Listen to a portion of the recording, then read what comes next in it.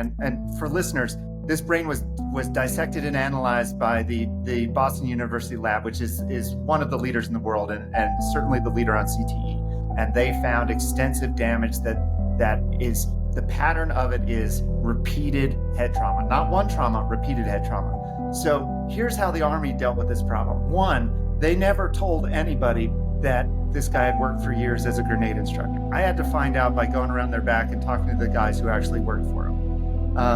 And two, when it did come out that his brain had all this damage, they said, oh, well, 10 years ago, he fell off a roof. So they were ready and appear to have doubled down on saying, like, this is not a problem. Don't worry about it. And so I can't tell if they're embracing this change and realize it has to happen or are trying to circle the wagons and do damage control.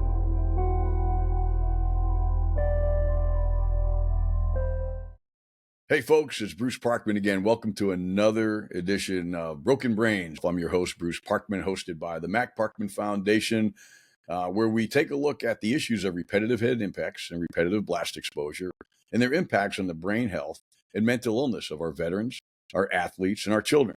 And we scour this the world of research and publicity and suffering to find people to come on this show that can talk about these key components about these issues and why we have not moved far in addressing the largest preventable cause of mental illness in this country.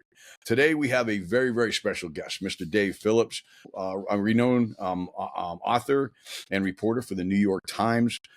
He's been a national correspondent for the New York Times and the author of 3 non-fiction books. And he's been highly focused on the wars in Iraq and Afghanistan, which makes him highly relevant here. Mr. Phillips has worked for the New York Times since 2014. He's won 2 Pulitzer Awards, and the articles that he has been writing have been unbelievable in addressing these key causes. And he also, one of his key books was the book on Gallagher. I think it was called The Rogue Seal. Yeah, I think Alpha. if I got that right. The Rogue Seal Alpha. And this book, which I have not read yet, just found about it, is going to be absolutely critical. And his last 2 articles, which were addressing the pattern of brain damage and its pervasiveness in Navy SEALs who've died by suicide, and the last article on Pentagon data showing high suicide rates amongst troops opposed to blasts are just unbelievable windows into this world that not too many people know about. Mr. Phillips, thank you so much, and we welcome you on the show. I'm happy to be here. Thank you. So how'd you get in all this, man? I mean, I came across the first article I saw from you was on the Marines that were coming back. And that's how it happened. So I've been writing about the military for 15 years. And of course, I've written a lot about PTSD and TBI and, the so-called invisible injuries of those wars because they were a big deal. But I always thought going into that if you had a TBI, it's because something went wrong. The enemy tried to blow you up or there was some sort of accident. It wasn't something that happened when everything was going routine and safe and as it should. And then I got a call from a bunch of artillery guys who'd come back from Syria where they'd been fighting ISIS. And these guys, they had been in combat, but they had never seen combat because these artillery cannons, they fire like 10 miles. They'd never seen the enemy. They'd never been under fire. And yet they came home with symptoms that you and I would think of as PTSD, sleeplessness, nightmares, hypervigilance, anxiety, a short fuse, all this stuff that is textbook PTSD symptoms. But it didn't make sense to them or anyone else. And a lot of them were having other really bizarre symptoms that basically boiled down to psychosis. They were seeing things and hearing things that weren't there. And what I figured out through reporting with these guys is basically the routine exposure to their own weapon. They're operating it as it should. Everything's going as designed, was giving them brain injuries. And here's what's really important. It wasn't that one blast of firing this weapon was hurting them. It was that because these guys had fired a very high number of rounds, several hundred or thousands over like a 6 months period, that repetitive head injury was causing this problem. And so because of that, because there was no one injury event, no attack by the enemy, no one, falling off the top of a Humvee or something like that, that a medic would record as an injury. Right. According to the Marines and the Army, these guys had never been injured. So they come home really with a lot of issues, but those issues were overwhelmingly either dismissed as like kind of civilian scale behavioral health issues, ADD, depression, or they were dismissed as punishment because a lot of these guys started misbehaving or having really weird behavior. And that was written up as, hey, you're being a bad Marine, you're being a bad soldier, we're going to kick you out. And so we're talking about hundreds and hundreds of guys who went through this and never got any answers. And when I discovered that, when I learned, oh, okay, you can be harmed by the routine operation of your own weapons. I asked the natural question is like, well, how often does that happen and where else is it happening? Is it just these artillery cannons? And these things are like 30 feet long and push like boom. So it wouldn't surprise you that this might be damaging, but is it just that? Or is it a mortar? Is it a 50 caliber machine gun? Is it a shoulder fired rocket? And so I really started looking into it, and that is how I've spent the last year and how I'm continuing to report going forward, because just as is with these artillery guys, it seems like over and over this type of injury is kind of not being recognized.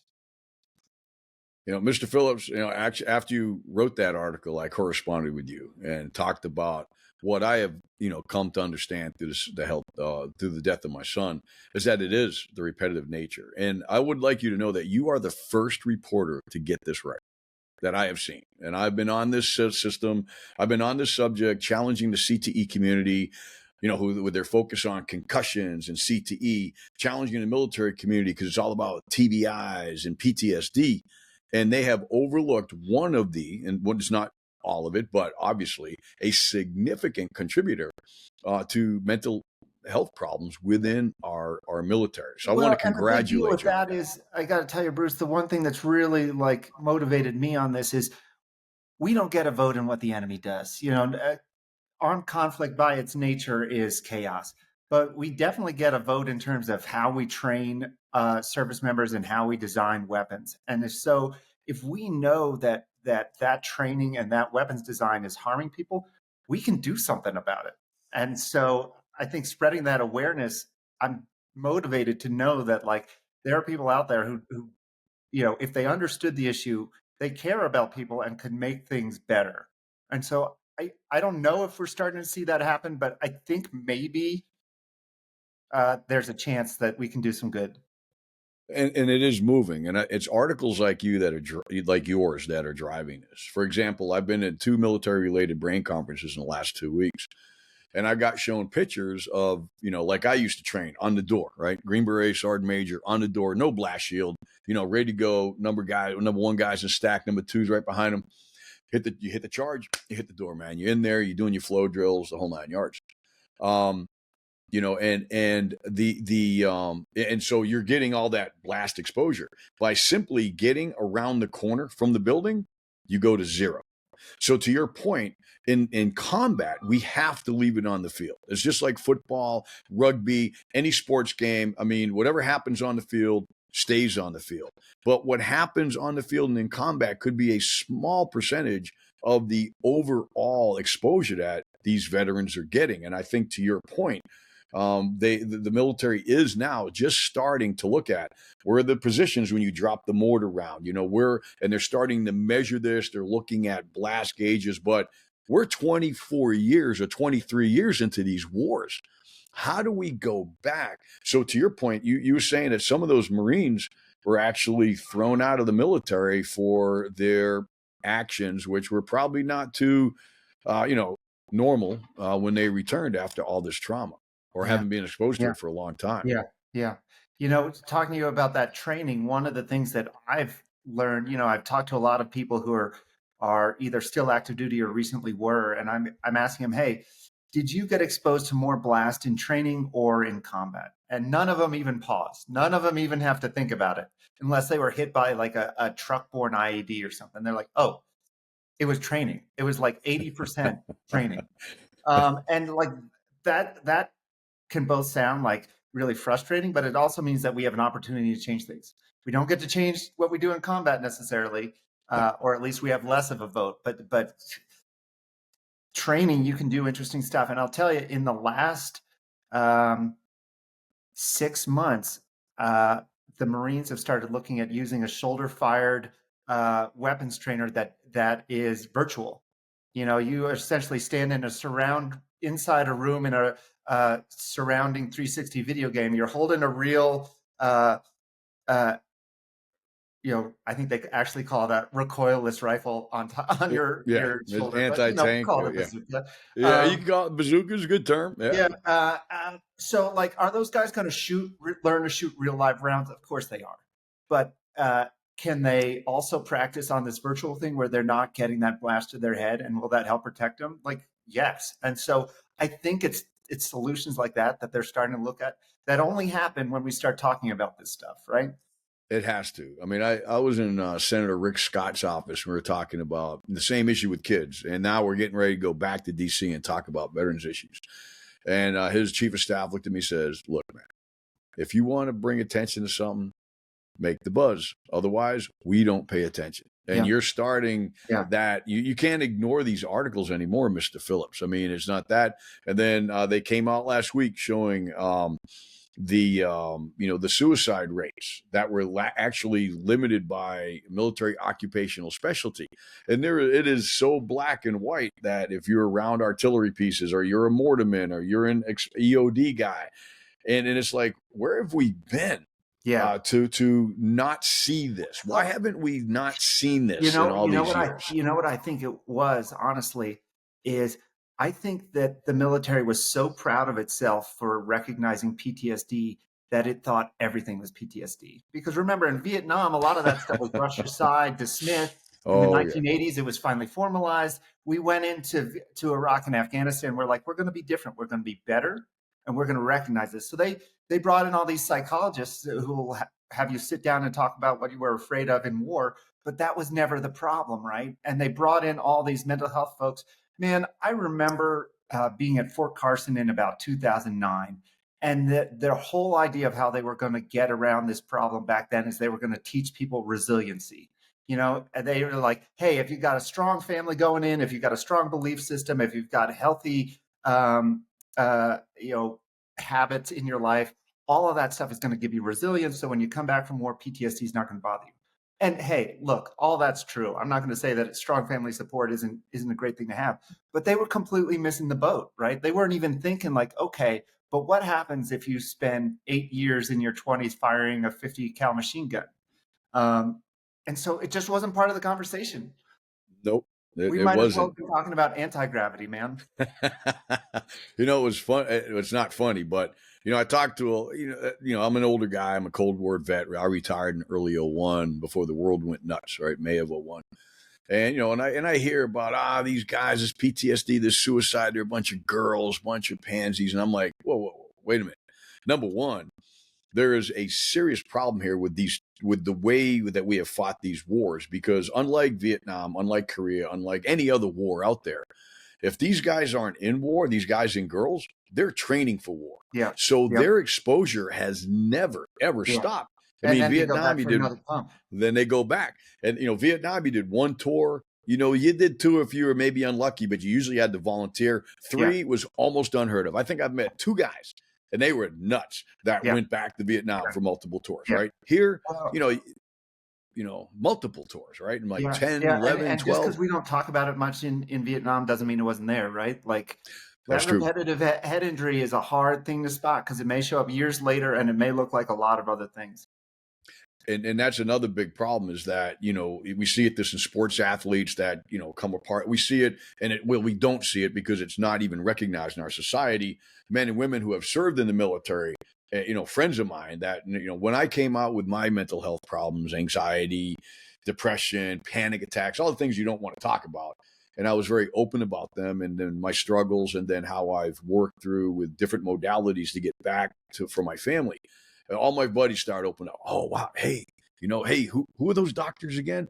Right? Yeah. Because it needs to get out there. But to your Well, point, no, nobody talked about it. We had to be that's tough, something I think that we need to like talk about, which I think is so important because I've spent a lot of time saying, "Hey, these injuries are out there," but and I think that's really important. What I haven't spent much time with is like, "Hey, there's good treatment out there that you can seek out." It's not like one of those things where you have a TBI and you've got the black mark, you're going to get CTE and go nuts, and that's it. Like there's a lot of help out there. There's a lot of treatment, and people should seek it out. Well, there's a lot of hope. And what we're aware about now, so we have four huge gaps when it comes down to this issue. Number one, we don't have any education, awareness, advocacy. Our repetitive blast exposure is only understood in the research communities, the science communities, because we haven't standardized it or come out with some kind of protocol. The rest of the VA, the rest of the military doctors are trained at our military schools, and repetitive head trauma is not taught, especially the links to brain damage and mental illness, right? Yeah. Then, we get with that. We have no diagnostic protocols yet. The traumatic encephalopathy syndrome protocols were actually endorsed by NINDS in 2019, and yet have to be validated. Yet we have not validated them. And those are four easy questions that cover blast exposure. And Yeah. now we got things like the GBEV, which is your generic blast exposure variable, Yeah. and we can quantify this. And then, we have no billing codes that cover repetitive head impacts. That's the third issue. And then the fourth one is, to your point, these treatment plans, we've got the same suicide rate, if not bigger, than it's been for 20 years because we have not changed how we looked at mental health. It's drugs and therapy. Yet all Well, these and modalities, another thing is it's like, hey, have the courage to go get help, which is like kind of stigma. putting it on the guys.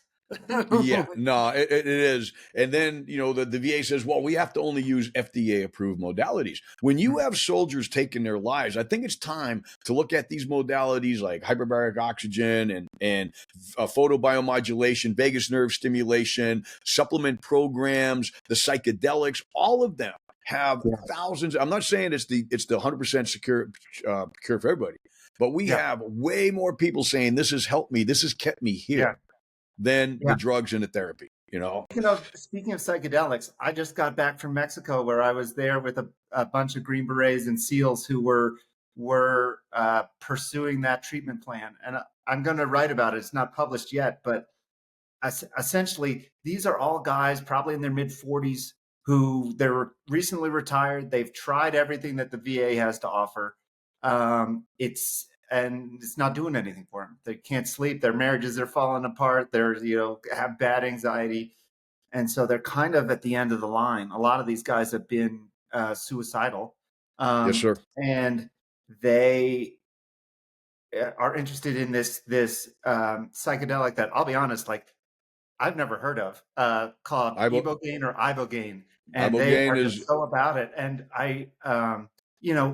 it has spread through the grapevine of special operations with such speed, because if you're in special operations, like maybe you read the New York Times and maybe you think it's a bunch of bullshit. But if another SOCOM guy talks to you and says, "Hey, this worked for me," that's the gold. truth. And so it spreads like crazy. Time will tell if this is effective or a trend, but it's certainly where the interest is for a lot of these guys because they're not getting effective help. They feel like through the standard channels. No, sir. I mean, I am very involved with the ayahuasca clinics down here in the Florida area. And to your point, not only have I've been through the modality it myself, and it has changed me profoundly. I have watched individuals that are on their last legs, that have been snorting heroin, that have multiple suicide attempts, that their families are broke. They broke them, right? And they'll admit it. And I see these men and women come in there and they're like, I want to get back. This is my last chance to be a better father or mother, to be a better husband and lover and dad and everything I can be. And I have nothing else. And I watched both times I've been there. And I've watched these people leave with hope that they've dealt with trauma. They've gotten rid of trauma in their minds. they have taken a positive step, and they had to commit. They had to go clean for 2 weeks, off SSRIs, off all these other things. Me, I did it because I'm pushing veterans in the VA, and if I haven't done it, I can't talk about it, right? So Right. it's not that for me, it's more of a, like you, it's on a journey, right? To write about this stuff and to understand it better, so that if I do talk about it, I've been there and I've walked the walk. Yeah. So, Yeah. but to your point, sir, I'm seeing these plant medicines. I had a Navy SEAL call me up, and he's telling me, Bruce, he says, I don't know what this is, but I know men that were absolutely gonna take their lives. They were Yeah. gonna eat a nine that weekend, and we got them to Mexico, and they came back, and months later, cigarettes, alcohol, sex, Right. you name your addiction problems, no SSRIs. These men are back, and some of them have been back for years because they Yeah. started it, a couple of hours ago. But to your Yeah. point, it would be awesome for you to focus on this for the world, because it has amazing potential, and Yeah. nobody knows if it's the end cure. Well, But I'll tell you, there's a researcher at Stanford who's tracking some of these guys and trying to gather data. And by the way, the data is very strong that a lot of these symptoms disappear pretty much overnight. You know, but anyway, he was saying to me when he was describing this research, he said, it reminds me of what happened with scurvy. The Royal Navy back in the day, hundreds of years ago, knew scurvy was a huge problem. It's a nasty disease where basically you start to rust and fall apart from the inside because you don't have enough vitamin C. But of course, doctors didn't know that. They didn't even know what vitamin C was. So the Royal Navy had this contest where some of the best physicians in Great Britain were trying to come up with what's the problem and what's the treatment? And they couldn't figure it out. And it was sailors at a low level that sort of figured out and passed through the grapevine, eat a lime, bro, and you'll be fine. And that sort of thing is going on now. Now we have to be careful, right? Because ibogaine, ayahuasca, they're pretty serious. This isn't taking a Tylenol.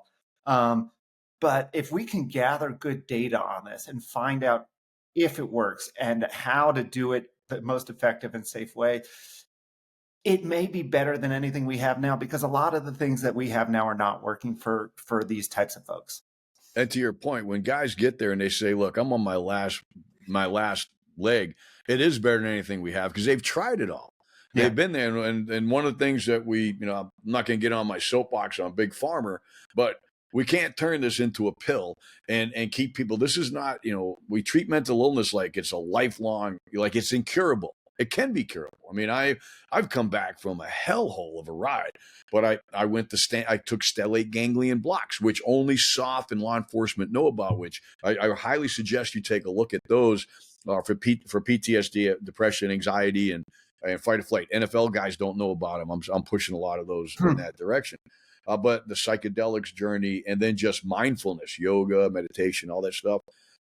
Dude, a 6-pack lasts me a month. Which used to last me an hour. Yeah. Now, but to your point, sir, it does come up. Like, I go to these conferences, and I got to the point at this last conference I was at, and I just stopped everybody because I had the mic. You never give me the mic. And I said, look, I've been listening to all you guys talk about research and biomarkers, and we're 10 years and longitudinal studies and all this. We've got a problem that we need to start fixing right now. Yeah. I mean, when we got almost, if you take the 22 veterans a day since the war started, that's 150, 160,000 dead kids. Okay. We lost $8,000 to $9,000, 9,000 of those children in those wars, which to me is an old vet, shouldn't really have been fought at that scale, but they're gone.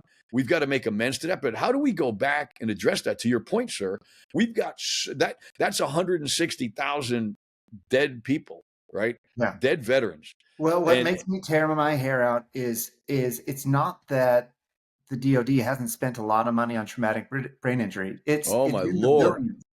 And I did some reporting looking at Navy SEALs. So the DoD set up this beautiful brain lab in Bethesda, Maryland, one of the best in the world. And they started gathering brains of all sorts of veterans, including a lot of special operators. And they started looking at these career Navy SEAL brains.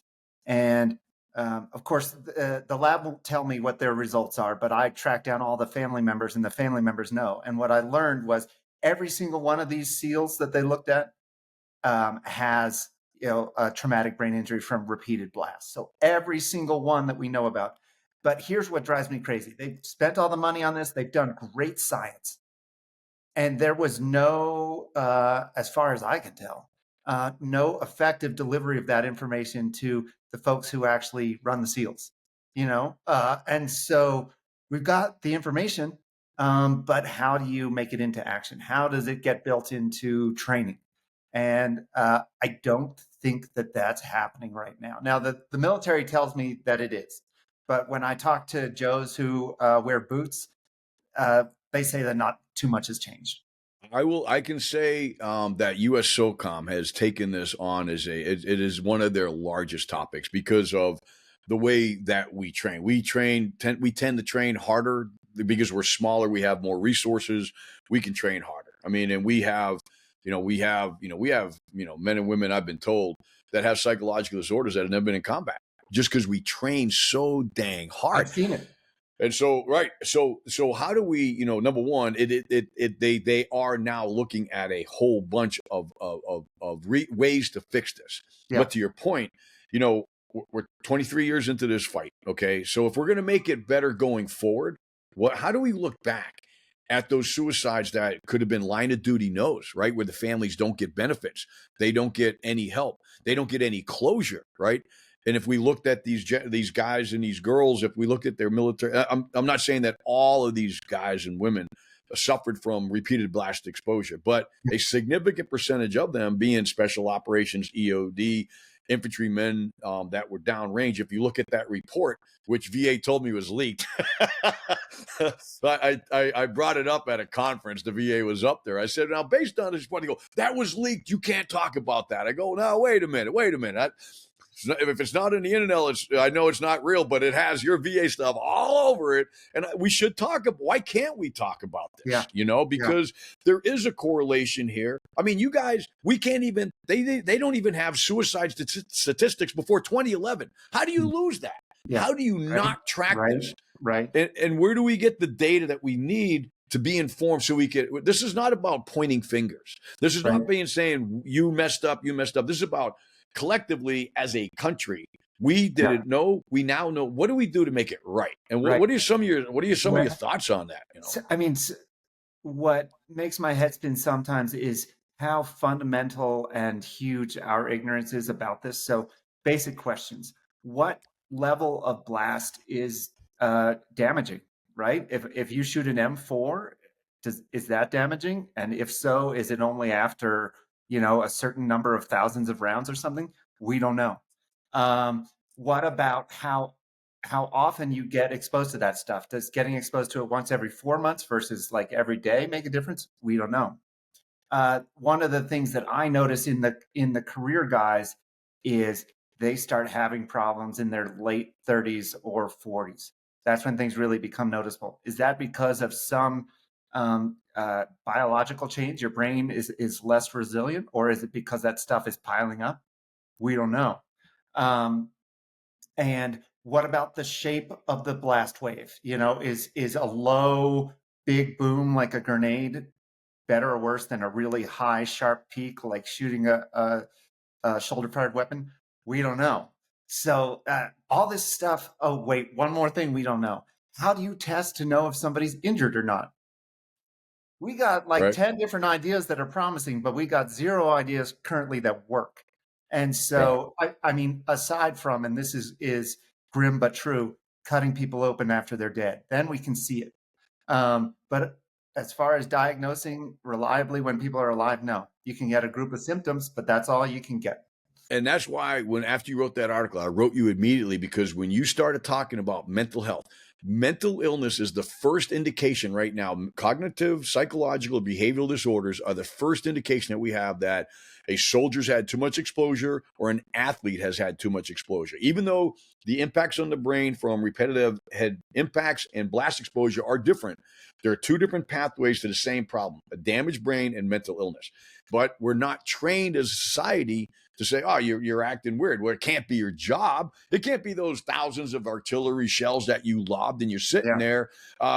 Somebody touched you when you were a child, or you've seen too many dead bodies, or Yeah. whatever, or you're just crazy and you need to fix this. And then the Yeah. soldier can't fix it. They spiral, they booze it up, hit their Yeah. wife, whatever it is, right? Yeah. The next thing you know, they're on the streets with Right. an entire medical system that is unprepared and untrained to address this issue Yeah. of repeated blast exposure.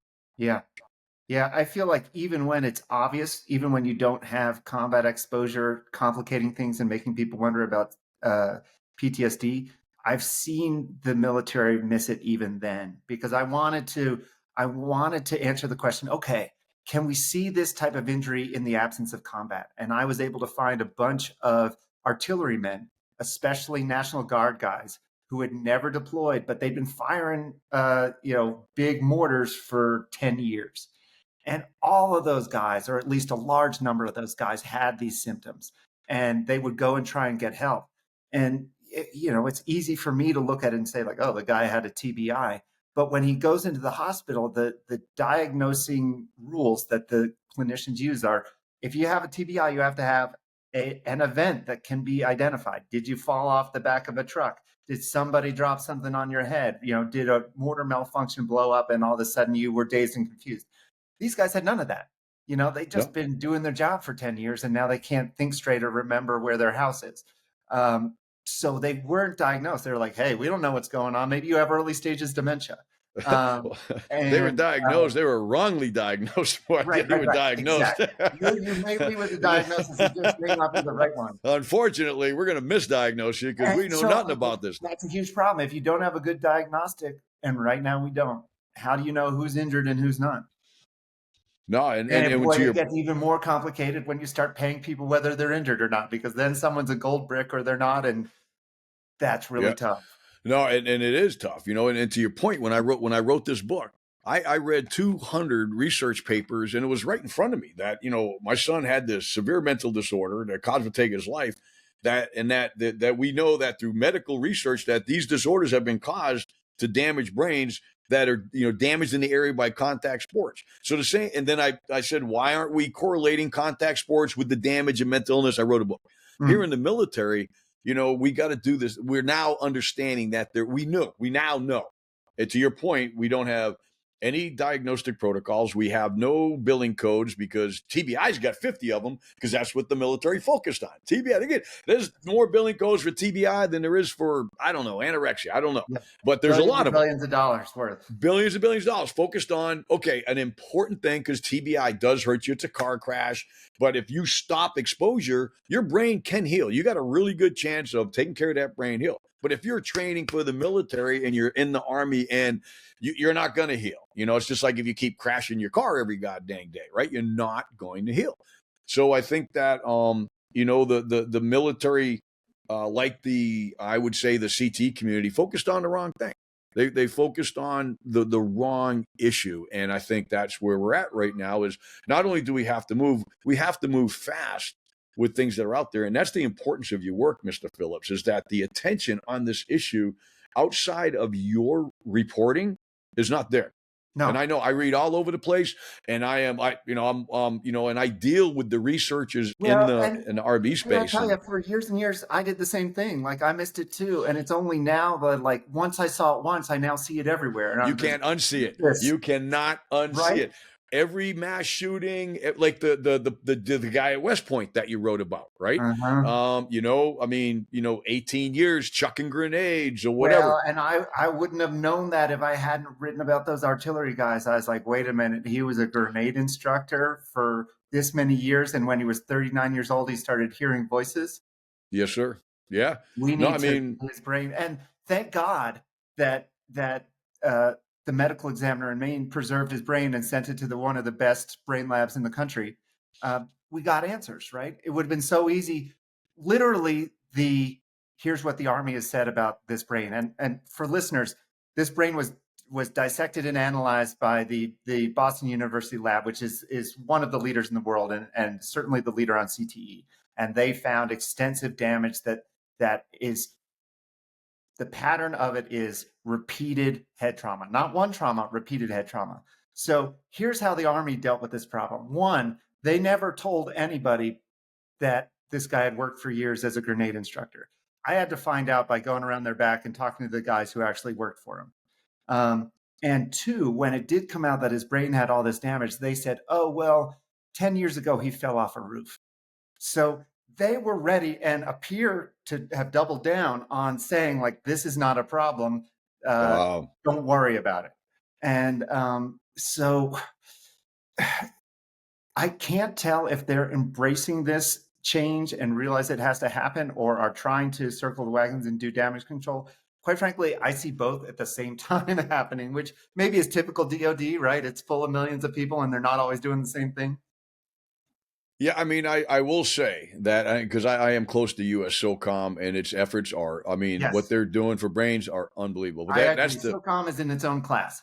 It's in its that's own the tip class. of this big spear, right? That we've got to get going. And I think that the militaries, I think they're like the sports leagues.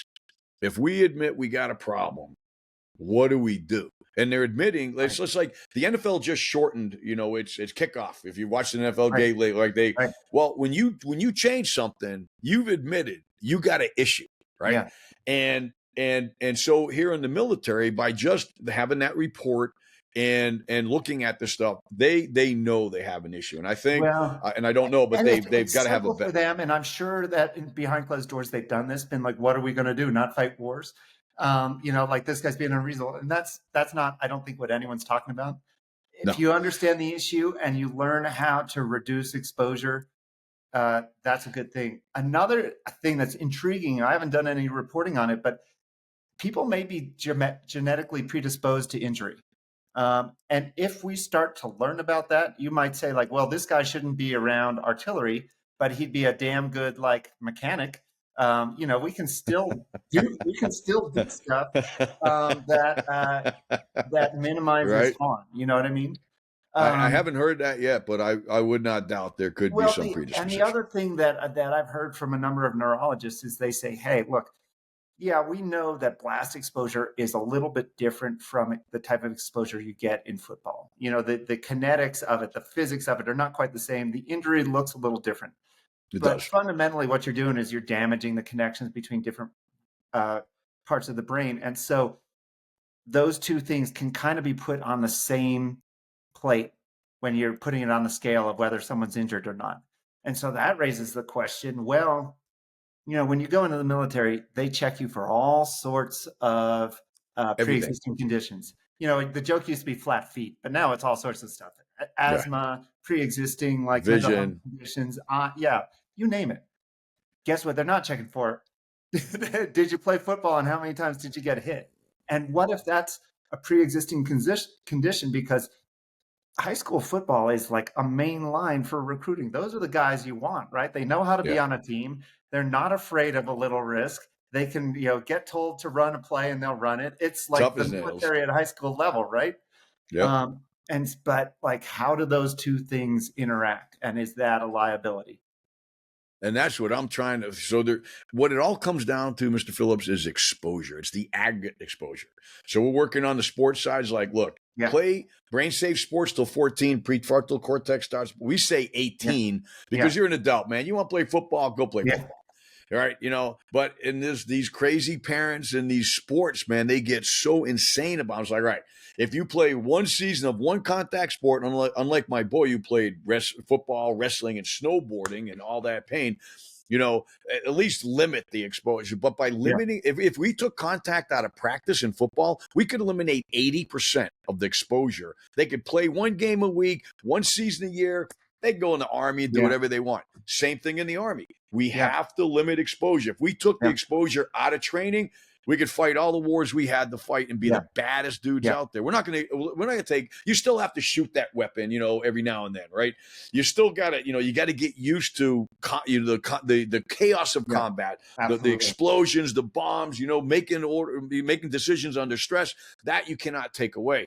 But you don't have to do it every day. And that's Well, my conversation with a lot of military leaders right now. and I think that maybe that it's easy for them to view it as, hey, if we limit that stuff, we're going to limit our effectiveness. But there's another side to the coin that they don't think of, and I've seen it firsthand, and I'm probably going to write about it soon. And that is, okay, if you're the baddest dude in the platoon and you get promoted and you get into another platoon and you get promoted, and pretty soon you're like the senior enlisted guy uh, in charge of a company or a battalion, maybe. Well, guess what? That's right at the age where these problems start showing up. And so you have guys who now are in a position of, serious responsibility and have a lot on their plate, who may be having difficulty sleeping, having difficulty making decisions, having difficulty keeping their temper, making good judgments. And that can seriously impact operations. And I'll give you an example, since you mentioned my book Alpha at the beginning. This is a book about a 39-year-old Navy SEAL chief who takes over a platoon, takes it to fight ISIS in Iraq, and essentially he goes off the deep end. And then his guys all have to deal with it. When I wrote the book, it was before I did any of this TBI training, and I really thought this was an example of a bad dude who somehow had slipped through the cracks.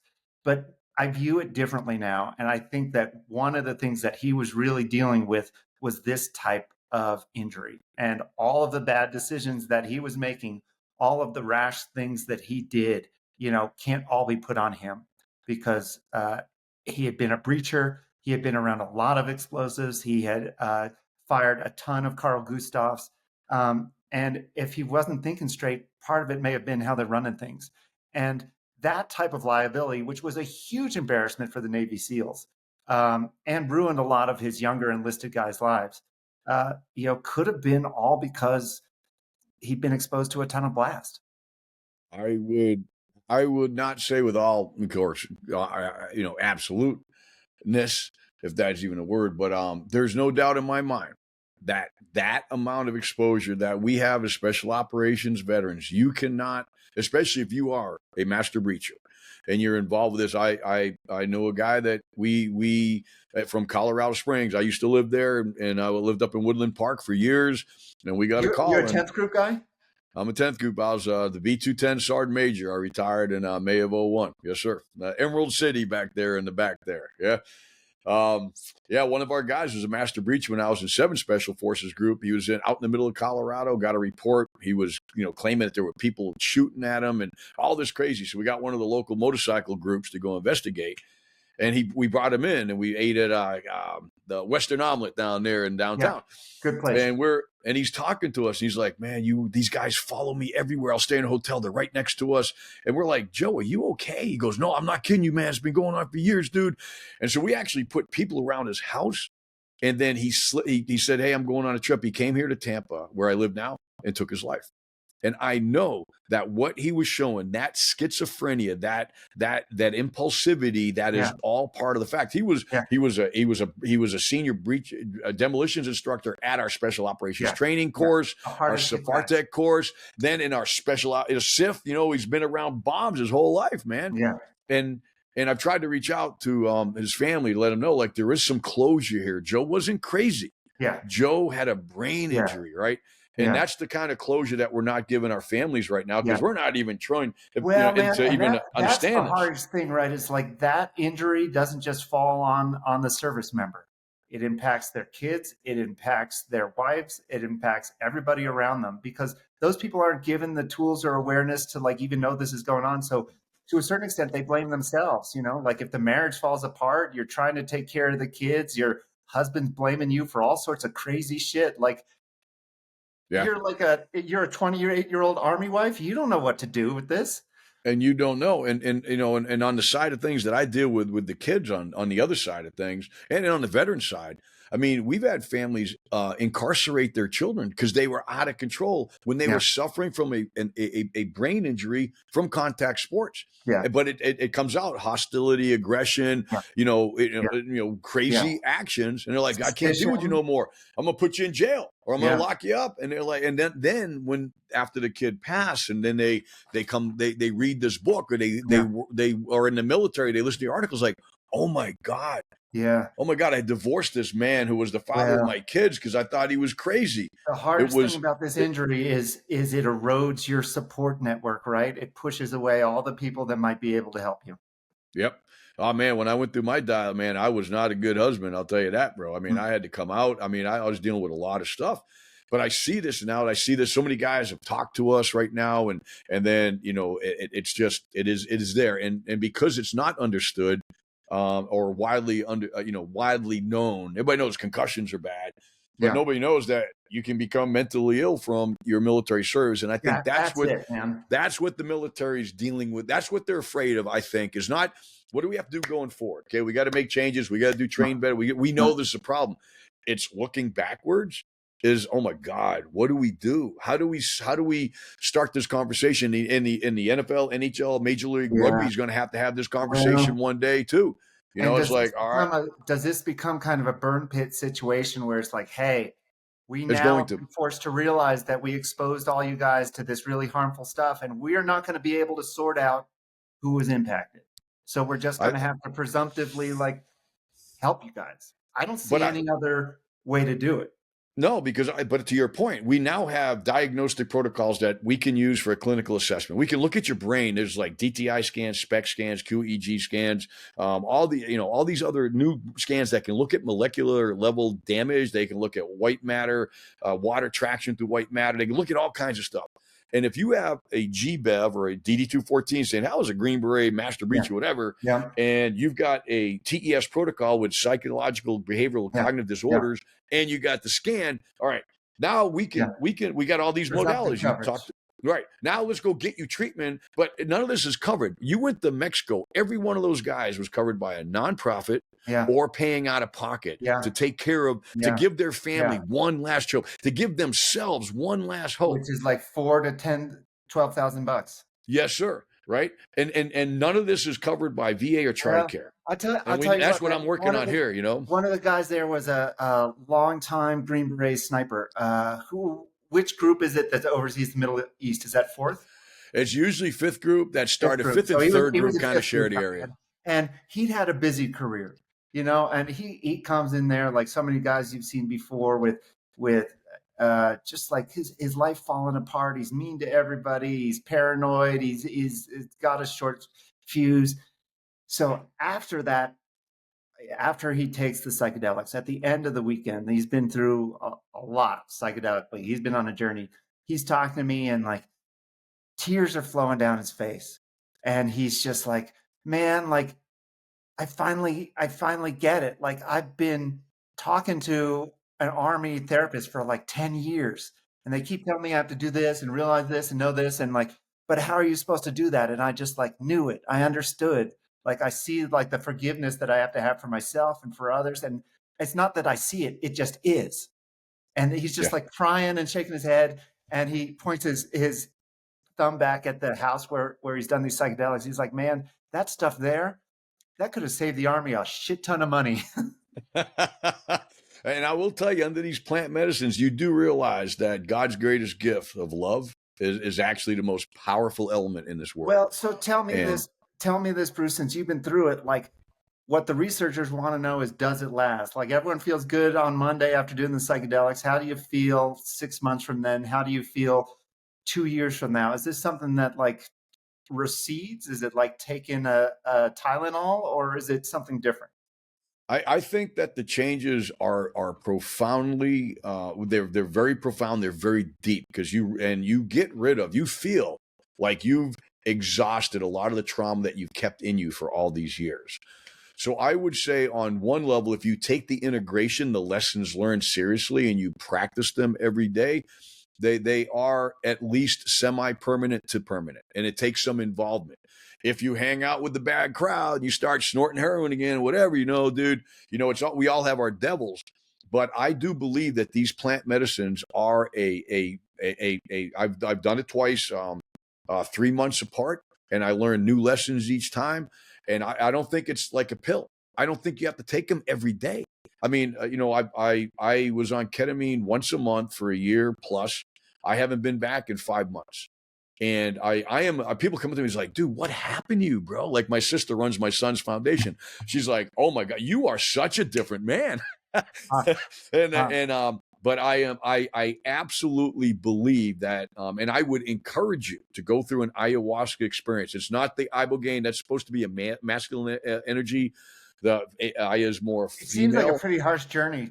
I mean, I And sat by these guys when they went through it, and then it was tough. no, yeah, man. It's not like everybody says these are recreational drugs. No. Bullshit. This is work, man. This is work. You come out of there, but the other side of this, Dave, is that your brain is just, it's like it ran a marathon. You are tired. So from the healing perspective, you do get a lot of energy going through that brain, and I feel that that can help with neuroplasticity, recovering, building new neural pathways. Because you're just like ketamine, these psychedelics make your brain work where it doesn't work. It exercises it, right? Yeah. Yeah. So I honestly believe, after watching the outcomes there, and hearing, like when my Navy SEAL told me, bro, I mean, he was like, and I know one guy that went through 3 years ago, hasn't smoked a cig, Yeah. drank a Yeah. beer, Yeah. was a horrible husband and a Yeah. derelict dad. Yeah. So I think this is all about hope and I've heard that understand. story from probably 12 different operators I've talked to. I'm like, so how was it? They're like, dude, it changed my life. And then they Dude. start listing off all the things that are changing. And it wasn't, it's more than, to your point, it's more than just like a vision quest. Like I saw something interesting and figured stuff out. No. Like it changed my brain, man. Like all the urges for addiction went away. My sleep got better. One of the dudes, this is a funny story, but it just shows how this stuff happens at a subconscious level. That same sniper I was telling you about, after doing ibogaine, he comes down 24 hours later. He comes down in the morning after having a good night's sleep, and he's like, "Hey, how you doing?" I'm like, "Good. How are you?" He's like, "I got up this morning. I went to put my shoes on, and I was like, no, I think I want my feet to feel the earth." And then he smiled. He's like, "What the fuck was that all about? I've never said anything like that in my life." I was just like cracking up. But he's like, "This stuff is doing to me." But it feels good. Yeah. My wife now wants to, everybody I know wants to try it because of its impact on me. And, but you find yourself, you accept yourself. And I mean, it was absolutely the most rewarding experience of my life. It was hard earned. I feel so psychologically cleansed, and I went through a horrible childhood, bro. Horrible childhood. And I had a lot to get out, man. And then, with the death of my son and all this, I was able to put it into just really come out on the other side. And I'm much more loving. I'm much more kindly. I've always been a very devout man, especially recently, but you just feel the power of God's love. And then to me, it's like, hey, man, some dude in the Amazon figured out of the 80,000 plants, if I take these 2 pieces of bark and boil it, put it in there, I'm going to, so it's, I wonder what our conversation as a society is going to be 5-10 years from now on all this stuff.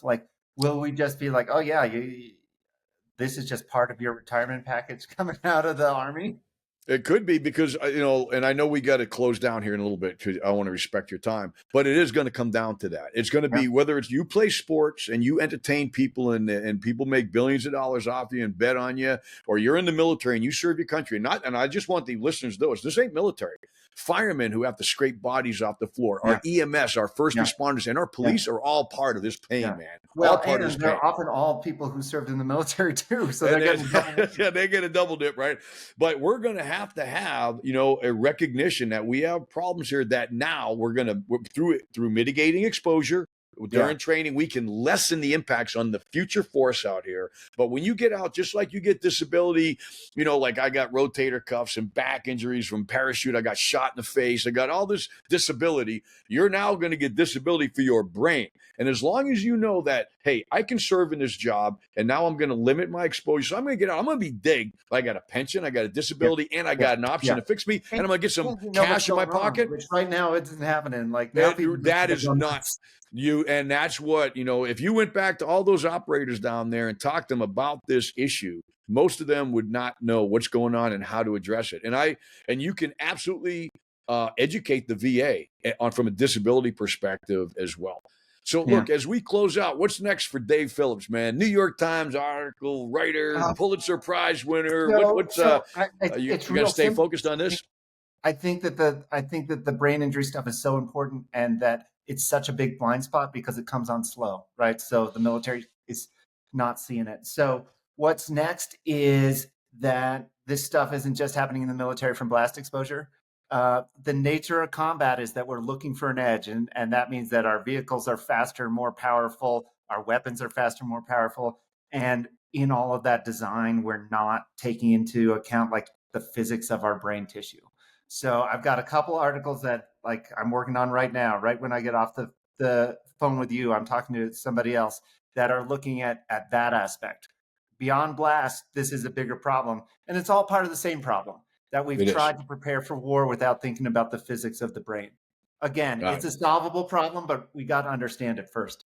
Mr. Phillips, thank you so much. And tell all your New York Times writers that they're focusing on CTE. I keep telling them the same thing. I'm like, get off the CTE wagon. It's repetitive hack impacts. Please focus. Educate them. But anyways, I can't thank you enough for coming on the show. It's been an amazing conversation. Yeah. Look forward to reaching out. You need anything else, just reach out to us. My network's your network now, man. Don't worry about it. Listen, thanks for all you do. I really appreciate it. It's my job. Folks, Dave Phillips, New York Times reporter, cannot thank you enough for being on the show, sir. You have a great day.